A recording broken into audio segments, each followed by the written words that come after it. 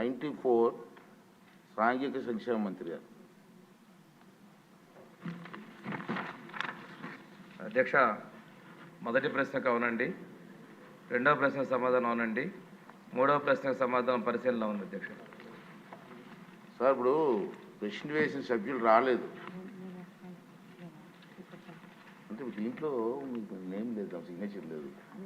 చేత ఈ సమాజం చెప్పారు, నెక్స్ట్ క్వశ్చన్ వెళ్ళిపోదాం. వద్దమ్మా, వేయకూడదు. అవద్దు, మంచిదంటే ఆల్రెడీ సిగ్నేచర్లు ఉన్నారు, లేరు. ఓకే, చంద్రశేఖర్ గారు కూడా లేదు కదా.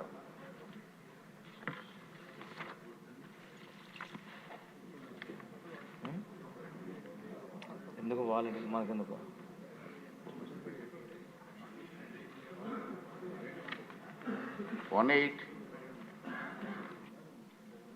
హోంశాఖ మంత్రి గారు. ధన్యవాదాలు అధ్యక్ష. మొదటి ప్రశ్నకి అవునండి, కొన్ని శాంతి భద్రతలు బందోబస్తు డ్యూటీల్లో రేంజ్ విఆర్ పోలీస్ ఇన్స్పెక్టర్ల సేవలను వారి నెలవారీ వేతనాలు భత్యాలను చెల్లించకుండా వినియోగించబడుతున్నది. అదేవిధంగా మాధవి గారు, కడప. నమస్కారం అధ్యక్ష. రాష్ట్రంలో 2014 నుంచి 19 మధ్యకాలంలో వ్యవసాయం మరియు కమర్షియల్ ట్రాన్స్ఫార్మర్స్ మరియు స్టార్టర్స్ని ఎంత ధరకి ఏ సంస్థల దగ్గర కొన్నారు?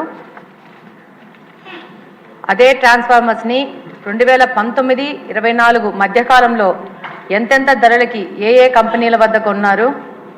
అలాగనే 2019-24 మధ్యకాలంలో భారీగా ధరలు పెంచి ఒక సంస్థకి 100 కోట్లలో లబ్ధి చేకూర్చాలన్నది వాస్తవమా కాదా?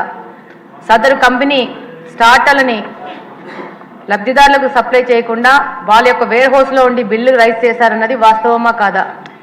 గత ప్రభుత్వానికి సంబంధించిన పార్టీకి ఈ యొక్క సంస్థ ఆర్థికంగా సపోర్ట్ చేసిందన్నది వాస్తవమా కాదా?